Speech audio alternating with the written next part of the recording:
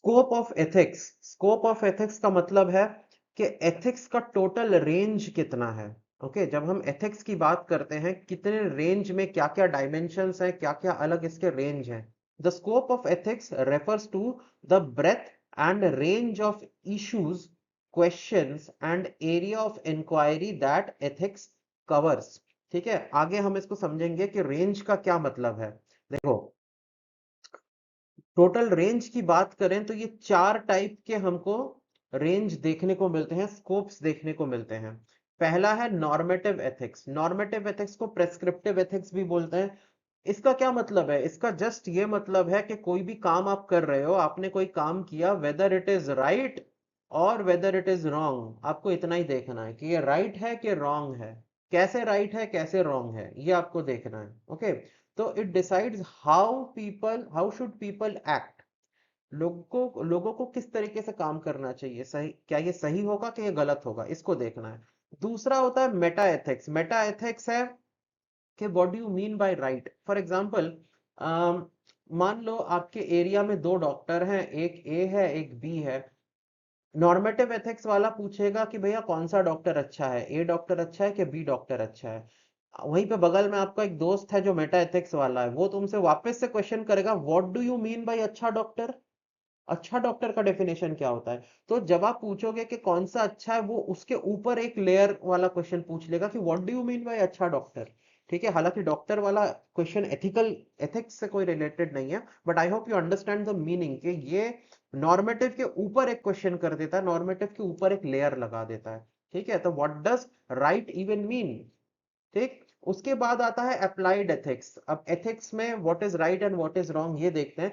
Applied में अलग अलग फील्ड में देखते हैं कहां पे इट इज राइट और wrong. For example, there are certain ethical standards in medicine, तो मेडिकल एथिक्स एक टाइप ऑफ अप्लाइड एथिक्स हो गया। फिर bio ethics, environment ethics, corporate ethics, civil services की अपनी ethics है. So this is known as applied ethics. When ethics is applied in a particular field, a particular profession, a particular situation, ठीक है, a particular field, that is known as applied ethics. So how do we take moral knowledge and put it into practice? Practical world में किस तरीके से ethics को apply कर रहे हैं, उसी की पढ़ाई है applied ethics. उसके बाद है descriptive ethics. Descriptive ethics मतलब लोग क्या सोच रहे हैं, लोग कलेक्टिवली क्या सोच रहे हैं, कलेक्टिवली क्या डिसाइड कर रहे हैं, that is known as descriptive ethics. यहाँ पे तो इंडिविजुअल लेवल पे बात हो रहा है कि how a individual should act और how anyone a society should act. यहाँ पे लोगों के को डिसीजंस को क्वेश्चन किया जाता है, डिसीजंस को पढ़ाई, इसकी पढ़ाई की जाती है। पर कुछ भी हो सकता है वो, फॉर एग्जांपल एक मूवी निकली जैसे लाल सिंह चड्ढा नाम की एक मूवी निकली थी, एंटायर इंडिया रिजेक्टेड इट, पूरे इंडिया ने इसको रिजेक्ट कर दिया कि यार मूवी अच्छी नहीं है। तो क्यों नहीं अच्छा है? Why the reviews are so bad, उसमें क्या हो गया, why people have decided against it. या कोई कोई कल्चर है, जैसे इंडिया में अगर कोई मिनिस्टर है, कोई नेता है, कोई पॉलिटिशियन है, वो पॉलिटिशियन अगर उसकी कोई फैमिली नहीं है, वो फैमिली लेस है, उसका कोई बीवी बच्चे नहीं है, तो उसको अच्छी नजरों से देखा जाता है। ये इंडिया का कल्चर है। तो अपने इधर जितने भी पॉलिटिशियंस, काफी आप देखोगे वो फैमिली लेस पॉलिटिशियंस होते हैं। वो नरेंद्र मोदी हो, योगी आदित्यनाथ हो, ममता बनर्जी हो, मायावती हो, जयललिता हो, इन लोगों के आगे पीछे कोई नहीं है, so they are perceived to be better people, कि ये खाएगा नहीं क्योंकि कोई है ही नहीं। वहीं पे अगर आप यूएस चले जाओ तो यूएस के जो पॉलिटिशियंस हैं वो हमेशा प्रमोशन करते हैं तो अपने फैमिली को लेके आते हैं। ट्रम्प भी जब अपना प्रमोशन कर रहा था तो अपने 1 दर्जन बच्चे बीवी सब लेके वो प्रमोशन कर रहा था। ओबामा का भी अगर आपने देखा हो तो अपने 2 बच्चियों को और अपने वाइफ को लेके, सबको लेके निकलता था। तो वहां के स्टैंडर्ड के हिसाब से एक फैमिली मैन अच्छा पॉलिटिशियन बनता है, क्योंकि वहां पे फैमिली वैल्यूज, उसके पास फैमिली वैल्यूज होते हैं। तो दोनों देशों में कितना फर्क है, इंडिया के लोगों का माइंडसेट कैसा है, यूएस के लोगों का माइंडसेट कैसा है। ठीक है, तो ये जो लोगों का माइंडसेट जो हम पढ़ते हैं उसको बोलते हैं डिस्क्रिप्टिव एथिक्स। ठीक है, तो आज के इस वीडियो में हम सिर्फ नॉर्मेटिव एथिक्स देखेंगे, नॉर्मेटिव एथिक्स के टाइप देखेंगे। अगले अगले वीडियो में हम ये सब कवर करेंगे। ठीक है, चलो अब नॉर्मेटिव एथिक्स हम देखते हैं। Normative ethics is about finding the best rules for living a good life and making the right choices. Basically यहाँ पे आप, कोई भी लाइफ आपको ऑप्शन देता है तो हमेशा 2 चॉइसेस मिलते हैं। आप कौन सा चूज करते हो, कौन सा रिजेक्ट करते हो, और किस बेसिस पे आप ये काम करते हो, उसी की पढ़ाई है ये।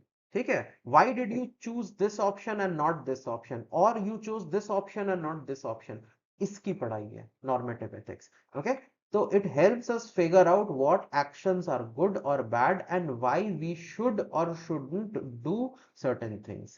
The central question of normative ethics is determining how basic moral standards are arrived and at and justified. किस तरीके से आप एक पर्टिकुलर मॉरल स्टैंडर्ड बनाते हो, उसके पीछे का सिद्धांत क्या है, थ्योरी क्या है, बेसिस क्या है कि आप एक particular type of moral standard बना लेते हो, उसी की पढ़ाई है। आगे और समझते हैं तो आपको अच्छे से समझ में आएगा।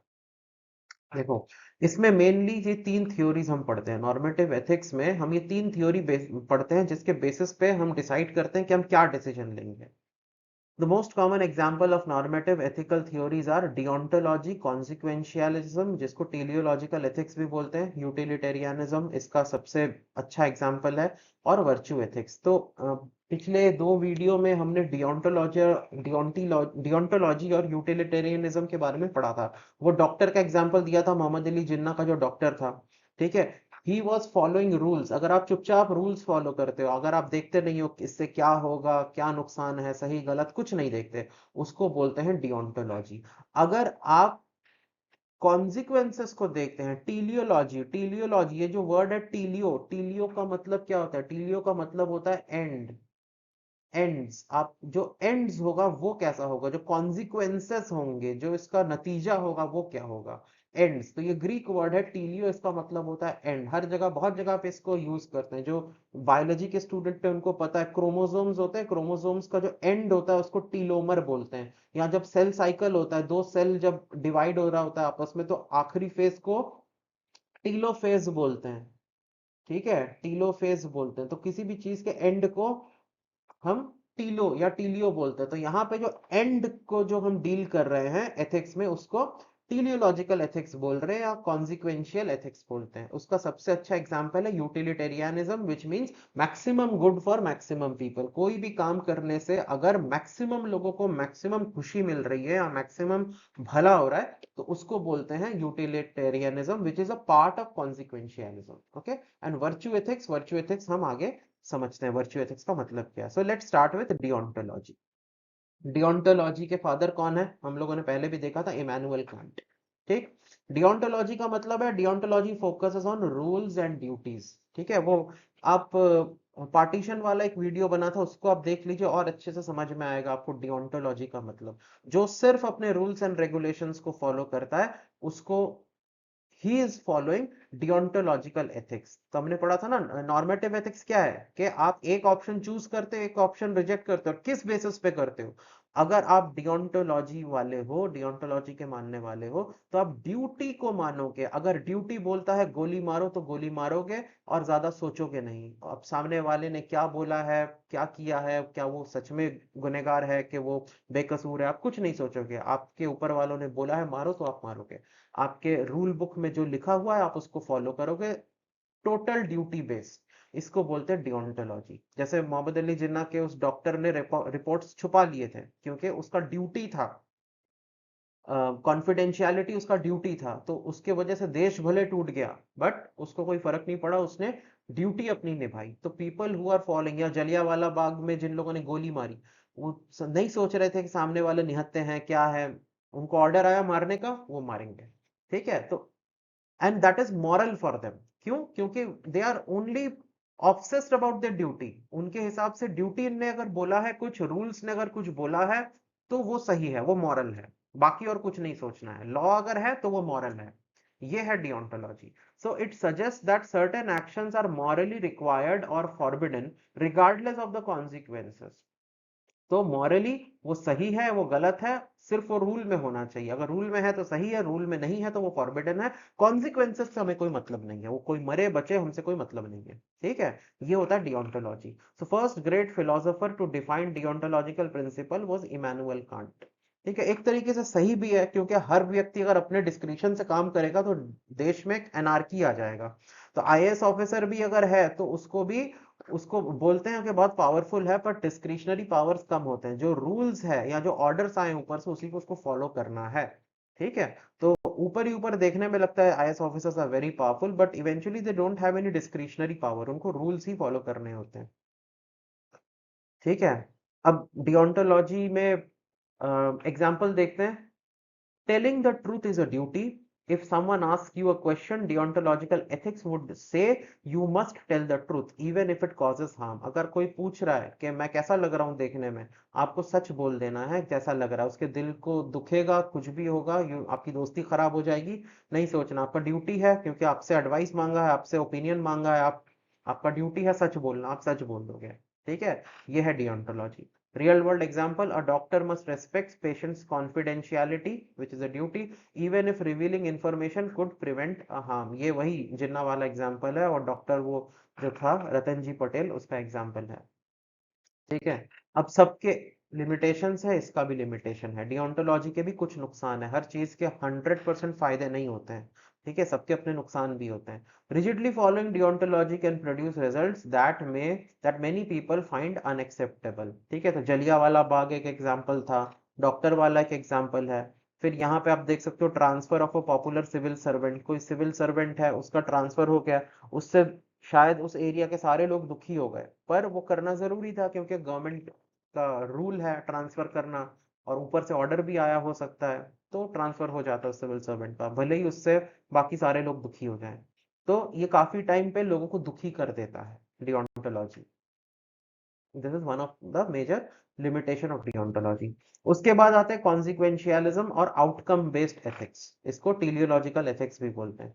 तो इससे क्या है, कॉन्सिक्वेंशियल एथिक्स में morality depends on the consequences, के एंड जो है वो नतीजा कैसे आया उस पर डिपेंड करेगा कि आपका एक्शन मॉरल है कि नहीं। गांधी जी का तलिस्मान है ना, गांधी जी का तलिस्मान, कि अगर आप कंफ्यूज हो, अपनी आंख बंद करो और सोचो आपके डिसीजन से देश के सबसे गरीब व्यक्ति का कैसे फायदा होगा। अगर फायदा हो रहा है तो आपका डिसीजन सही है, अगर फायदा नहीं हो रहा है तो आपका डिसीजन गलत है। So this is consequentialism. ठीक, consequentialism determines the morality of an action based on its outcomes or consequences.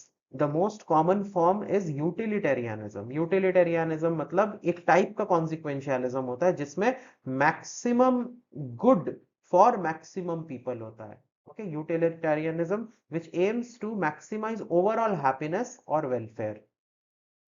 ठीक, अब यूटिलिटेरियनिज्म नॉर्मेटिव एथिक्स में, it's a tradition stemming from English philosopher and economist Jeremy Bentham और John Stuart Mills. John Stuart Mills, Jeremy Bentham और उसका student था John Stuart Mills. इन लोगों, these were the forefathers of, और the fathers of consequentialism और utilitarianism. Utilitarianism की शुरुआत और फोर फादर्स यही लोग थे। ठीक है, एग्जाम्पल देखते हैं। एग्जाम्पल आपको इंडिया का मिल जाएगा, जो अमेंडमेंट नंबर 25 था, उसमें ये कहा गया था जैसे फंडामेंटल राइट्स है, हम सबका अधिकार है, बट अगर देश को डीपीएसपी लागू करना है, डीपीएसपी लागू करना है अंडर 39 बी और सी का जो डीपीएसपी है उसको लागू करना है, तो आप फंडामेंटल राइट्स जो मिलता है 14 से 15 से और 19 से, 14, 19 और 31, राइट टू प्रॉपर्टी था, हाँ 14, 19 और 31, इन फंडामेंटल राइट्स को आप ओवरकम कर सकते हो अगर आपको 39 बी और सी वाले डीपीएसपी को लागू करना है। तो यहां पे आप लोगों के राइट्स को आप ले रहे हो फॉर द ग्रेटर गुड, क्योंकि डीपीएसपी जो है वो ज्यादातर जनता के लिए, जैसे 31 है राइट टू प्रॉपर्टी था, तो एक व्यक्ति का प्रॉपर्टी आप ले सकते हो। अगर यहाँ पे से आपको एक हाईवे गुजारना है, हाईवे गुजारेंगे तो हजारों लोगों का भला होगा उससे। तो यहाँ पे हजारों लोगों के भले के लिए एक व्यक्ति का हम राइट ले रहे हैं। ठीक है, तो यहाँ पे ग्रेटर गुड का कॉन्सेप्ट है, greater good, maximum good for maximum people. ठीक है, तो ये एग्जाम्पल बढ़िया एग्जाम्पल है अगर आपको यूटिलिटेरियनिज्म का एग्जाम्पल देना है तो। ठीक है, यहाँ पे देखते हैं, if lying would save a life, consequentialism might consider lying the right action because it leads to a better outcome. तो यहाँ पे कॉन्सिक्वेंशियलिज्म की बात कर रहे हैं कि अगर झूठ बोलने से किसी की जान बच जाती है तो आप झूठ बोल दो, उस that will be completely moral, completely ethical. Okay. फिर रियल वर्ल्ड एग्जांपल में government might implement a policy that infringes on personal freedom if if it results in greater overall health and safety for the population. तो वो जो mask लगाओ, sanitiser use करो, लोगों के freedom को काफी हद तक उसमें कैप्चर कर दिया था, हैम्पर कर दिया था, मगर वो उसमें लोगों की ही भलाई थी, उससे इन्फेक्शन नहीं रुक रहा था, इन्फेक्शन नहीं फैल रहा था कोविड के टाइम पे। फिर ये वाला 39B और सी वाला अमेंडमेंट नंबर 25 1971 का भी आप एग्जांपल दे सकते हो। लिमिटेशंस जैसे पहले वाले के लिमिटेशन थे, वैसे यूटिलिटेरियनिज्म के भी लिमिटेशन है। क्या है कि it's impossible to quantify compare और मेजर हैप्पीनेस और वेलबींग। अब मैक्सिमम हैप्पीनेस या maximum good for maximum people आप मेजर कैसे करोगे, किस चीज से मैक्सिमम हैप्पीनेस हो रहा है? ठीक है, तो ये भी, जैसे अगर आप पूरे अब साल भर आईपीएल चला दो तो सब खुश रहेंगे, मगर इससे क्या होगा, देश की प्रोडक्टिविटी कम हो जाएगी ना। तो आप कैसे डिसाइड करोगे कौन सी हैप्पीनेस अच्छा है देश के लिए, कौन सा हैप्पीनेस अच्छा नहीं है? और हैप्पीनेस है भी कि नहीं, कितना हैप्पीनेस, हमने मैक्सिमम हैप्पीनेस बोला, तो you need a way to measure happiness. How can you measure happiness? तो कोई कोई स्केल नहीं है ना जिससे आप हैप्पीनेस मेजर कर सको। और हमेशा सबके हैप्पीनेस के लिए ही काम करेंगे तब तो फिर हो गया, पूरे साल आईपीएल चला दो, पूरी देश आईपीएल देखे, पूरे 365 दिन देखती रहेगी, तो ये भी कोई अच्छा चीज नहीं है। तो first of all it is impossible to quantify, compare and measure happiness. कैसे मेजर करोगे? उसके बाद मैक्सिमम पीपल के लिए मैक्सिमम हैप्पीनेस, तो जो बच गए पीपल, जो माइनॉरिटीज हैं, उनका क्या? आप मान लो 80% देश की जनता को खुश कर दिया, तो बाकी 20% का क्या? वो तो छूट गई। तो यहाँ पे it ignores the welfare of minorities. Minorities छूट जाते हैं। जैसे इंडिया में अगर एलजीबीटीक्यू के खिलाफ कोई रूल बन जाता है, तो जो जो लोग स्ट्रेट हैं उनको तो खुशी मिलेगी, बाकी जो एलजीबीटीक्यू वाले हैं उनके लिए मुश्किल हो जाएगी। ठीक है, तो माइनॉरिटीज को ही इग्नोर कर देता है। उसके बाद justifies and even at the cost of means. Ends अगर ठीक है तो मीन्स कोई भी हो चलता है इसमें, तो ये गलत है ना। जैसे मॉब लिंचिंग हो गया या पुलिस एनकाउंटर्स हो गया। अभी एक अक्यूज्ड है, जो मान लो रेप अक्यूज्ड है या मर्डर अक्यूज्ड है, कोई क्रिमिनल है, लोगों को लगता है इसको, इसकी एनकाउंटर कर दो तो अच्छा है, तो पुलिस भी इसको साइड में ले जाती है, इसकी ट्यूब भी पलट जाती है और इसका एनकाउंटर हो जाता है, उससे पूरी जनता खुश है। मगर क्या इससे क्या रूल ऑफ लॉ अपहेल्ड हुआ देश का? रूल ऑफ लॉ तो खराब हो गया ना। या कोई अक्यूज्ड है, रेप अक्यूज्ड है, उसको 100 लोगों ने पकड़ के लिंच कर दिया, मार डाला, सब खुश हैं कि हाँ, था कोई हीनियस क्राइम वाला था, उसको मार दिया, अच्छा हुआ। बट इससे देश का क्या हुआ, इससे फर्क क्या पड़ा? इससे लॉ तो खराब हो गया ना, जो रूल ऑफ लॉ है वो खराब हो गया। सो ये यूटिलिटेरियनिज्म का लिमिटेशन है। मेजॉरिटी लोगों को खुश करने के चक्कर में आप कहीं आप रूल ऑफ लॉ तो नहीं तोड़ रहे हो। This is one fact, limitation of utilitarianism. Next देखते हैं वर्च्यू एथिक्स, ये तीसरा वाला था। ठीक है, डियोंटोलॉजिकल, कॉन्सिक्वेंशियलिज्म और वर्च्यू एथिक्स। वर्च्यू एथिक्स समझ लो, इसका क्या मतलब है? इसके जो फाउंडर थे वो एरिस्टोटल थे वैसे। इसमें क्या है, डियोंटोलॉजी में क्या था कि रूल मान लो वो मॉरल है। कॉन्सिक्वेंशियलिज्म में अगर एंड अच्छा है, सब खुश हैं, तो वो जस्टिफाइड है। वर्च्यू एथिक्स इन दोनों में से किसी के हिसाब से डिसाइड नहीं करता है। वर्च्यू में क्या है, वर्च्यू एक कॉन्सेप्ट है। वर्च्यू मतलब good quality in human being. Virtue का मतलब है good quality in human being. जैसे हम लोगों ने वैल्यूज पढ़े थे, बहुत सारे वैल्यूज होते हैं, वो वैल्यूज अगर एक इंसान में है तो वो इंसान वर्चुअस है, he is a ideal virtuous person. तो एक सिचुएशन में ये आइडियल वर्चुअस पर्सन किस टाइप का काम करेगा, किस टाइप का डिसीजन लेगा, उसको बोलते हैं वर्च्यू एथिक्स। तो आपको भी वैसा डिसीजन लेना है। जैसे मान लो इंडिया में अगर हम एग्जांपल लें, जैसे हम बोलते हैं प्रभु श्री राम, मर्यादा पुरुषोत्तम बोलते हैं, तो he is a virtuous ideal of India. तो हम क्वेश्चन कर सकते हैं कि ये सिचुएशन है, इसमें अगर राम होते तो वो क्या डिसीजन लेते, वो होते तो वो क्या, कैसे बिहेव करते, क्या एक्शन लेते, वो करना है हमको। तो that will B moral, that will be ethical. ठीक है, तो यहाँ पे हम एक आइडियल बनाते हैं, एक मूर्ति, एक मूरत बनाते हैं वर्चुअस पर्सन की, जिसमें कुछ क्वालिटीज हैं। अब वो इंसान कैसा हरकत करेगा उस सिचुएशन में, आपको भी वैसा करना है। That will be justified, that will be ethical. ठीक है, तो जैसे ग्रीक फिलोसफी में था कि उन लोगों में एक हीरो था हरक्यूलिस, तो एक सिचुएशन में हरक्यूलिस क्या करता, आपको भी वो करना है, then it will be ethical. इसको बोलते हैं वर्च्यू एथिक्स। ठीक है, तो देख लेते क्या, virtue ethics focuses on the character of the person acting rather than on the rules और consequences। rules और consequences नहीं मानता है, यहाँ पे एक इंसान है, एक कैरेक्टर है, उस पे फोकस करते हैं वो क्या करता। ठीक, it emphasises virtues like honesty, courage, compassion. तो ये जो सेट ऑफ वैल्यूज हमने बोला ना, ये सेट ऑफ वैल्यूज, ये सेट ऑफ वैल्यूज में क्या क्या होगा, ऑनेस्टी होगा, करेज होगा, कंपैशन होगा, ये सब सब मिला के एक मूर्त बनेगा। अब ये मूर्त कैसी हरकत करेगा, वो होगा virtue ethics. Virtue ethics is character based approach to morality developed by Aristotle and other ancient Greeks. और देखते हैं इसमें क्या है।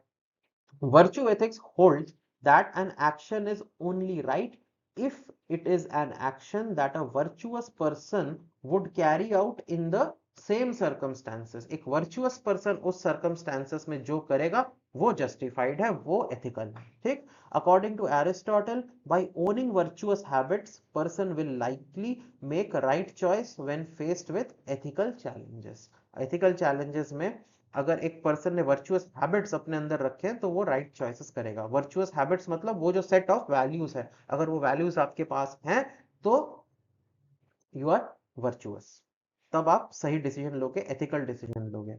ठीक है, तो यहाँ पे कॉन्सेप्ट आता है वर्च्यू एंड वाइस का। अगर आपके अंदर अच्छे क्वालिटीज हैं तो you are virtuous, you have virtue. अगर गलत क्वालिटीज हैं देन यू हैव वाइस, गलत हैबिट्स हैं तो है वाइस। ठीक है, virtue are not everyday habits, they are character traits in the sense that they are central to someone's personality. वो आपकी पर्सनालिटी बताता है, कोई रोजमर्रे की हैबिट नहीं है, सुबह जल्दी उठना एंड ऑल दैट, वैसा नहीं है। जैसे राम का एग्जांपल लिया ना, तो उनकी पर्सनालिटी, उनके कैरेक्टर में वो चीजें, वो ट्रेट्स बसी हुई हैं।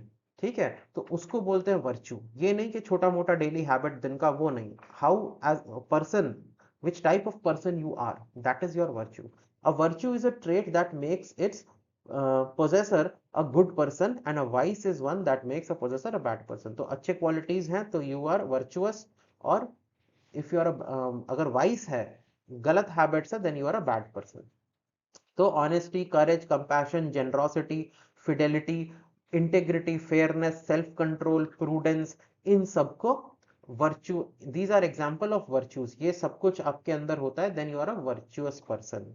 ठीक है, फिडेलिटी का मतलब ऑलमोस्ट फेथफुलनेस होता है, और प्रूडेंस का मतलब होता है विजडम, वाइज डिसीजंस लेना, इसको प्रूडेंस बोलते हैं। ठीक है, और ये वर्च्यू तो अच्छे हैबिट्स है। कभी कभी ना एक आप सुनोगे virtue signalling, virtue signalling. Virtue signalling का मतलब क्या होता है, वर्च्यू सिग्नलिंग मतलब जब लोग फिजूल की चीजों को वर्च्यू बना के पेश करते हैं। कोई बोलेगा कि मैं तो वेजिटेरियन, तो वेजिटेरियन, ठीक है, आप वेजिटेरियन हो, that is your food habit, but उसको वर्च्यू की तरह दिखाएंगे कि because I am vegetarian I am a good person. ये लॉजिक लगाने लगते हैं कि बिकॉज आई एम वेजिटेरियन, मैं साग सब्जी खाता हूं, तो I am a good person. ये कोई बात नहीं होता। This is false virtue, this is virtue signalling. और ये हरकत हर टाइप के लोग करते हैं। कोई बोलेगा कि मैं बड़ा रिलीजियस हूं, वो रिलीजियस टीका वीका लगा के आ जाएगा, शो ऑफ करेगा, वो वर्च्यू सिग्नलिंग होता है। वो दिखाता है कि मैं रिलीजियस हूं, मैंने दाढ़ी बढ़ा ली है तो I am a good person, मैंने टीका लगा लिया तो I am a good person. ठीक है, या मैं पर्टिकुलर कलर का कपड़ा पहनता हूं तो I am a good person. ये वर्च्यू सिग्नलिंग होता है। वैसे लेफ्ट विंग में, राइट विंग में भी ऐसे करते हैं, लेफ्ट विंग वाले भी करते हैं कि मैं तो सिंपल कपड़ा पहनता हूँ, सिंपल खाना खाता हूँ, तो I am a good person. उसको वो प्रोजेक्ट करते हैं कि I am a good person. इसका कोई एविडेंस या कोई जरूरी नहीं है। आप, there can be a person wearing 500 rupees का T shirt and still be a very bad person, and then there can be a person wearing a 50,000 rupees Balmain का T shirt and can be a very good person. ठीक है, तो इसका कोई मतलब नहीं कोई सिंपल कपड़ा पहना तो अच्छा आदमी होगा, कोई वेजिटेरियन खाना खा रहा है तो अच्छा आदमी होगा, कोई एकदम सात्विक जीवन बिता रहा है, लकड़ी के चेयर पे बैठ रहा है, चटाई पे सो रहा है तो अच्छा आदमी होगा। इसका कोई जरूरत नहीं है, कोई जरूरी नहीं है। आप हिस्ट्री से एग्जाम्पल देख सकते हो। औरंगजेब जो था, Aurangzeb used to live a very simple life, कोई ज्यादा एक्स्ट्रावेगेंट लाइफ नहीं था, बट कितनी मारकाट मचाई थी उतने उसने। डेक्कन में देख लो, पॉलिसीज ने मुगल एम्पायर को वीक कर दिया, जो सेक्युलर सेटअप था मुगल एम्पायर का वो खराब कर दिया। ठीक है, मंदिर तोड़े, माइनॉरिटी या दूसरे रिलीजन के प्रति उसका जो रवैया था वो कितना बुरा था। वहीं पे आप एक दूसरे राजा को देखो जिसका नाम था वाजिद अली शाह, लखनऊ के नवाब थे। ठीक है, he was a person who to enjoy life, खाना पीना बढ़िया खाते थे, नाच गाने में रहते थे, हमेशा एकदम मस्त उनका लाइफ चलता था। But he was a very good king. उनका जो सब्जेक्ट थे, उनकी जो प्रजा थी, वो उनको जाने आलम बुलाती थी। They used to love this king. ठीक है, बहुत जेनरस आदमी थे। तो जरूरी नहीं है कि कोई कंफर्टेबल लाइफ लीड कर रहा तो बुरा आदमी होगा, एग्जाम्पल वाजिद अली शाह का दे सकते हैं। और जरूरी नहीं है कि कोई बहुत सात्विक टाइप का लाइफ जी रहा है, simple living high thinking type का लाइफ जी रहा है तो वो अच्छा ही आदमी होगा, एग्जाम्पल औरंगजेब का दे सकते हैं। ठीक है, so this was virtue ethics. तो ये तीन टाइप के थियोरीज होते हैं नॉर्मेटिव एथिक्स में। आई होप आप नॉर्मेटिव एथिक्स समझ में आपको आया होगा। नेक्स्ट नेक्स्ट में देखते हैं, हाँ, वर्च्यू एथिक्स में और एग्जांपल्स देखते हैं। Instead of focusing on whether lying और telling the truth is right action, virtue ethics asks if person would lie in this situation. तो फिर से वही बात है कि डियोंटोलॉजी में आपको सच बोलना, आपका ड्यूटी, आप सच ही बोलोगे। आप यूटिलिटेरियनिज्म में आप देखोगे कि एंड क्या है, भला हो रहा है कि नहीं हो रहा है, उस हिसाब से आप सच बोलोगे या तो झूठ बोलोगे। वर्च्यू एथिक्स में आप देखोगे कि एक वर्चुअस आदमी, प्रभु श्री राम क्या करते हैं वहां पे, तो आप वो करोगे। ठीक है, ये है वर्च्यू एथिक्स।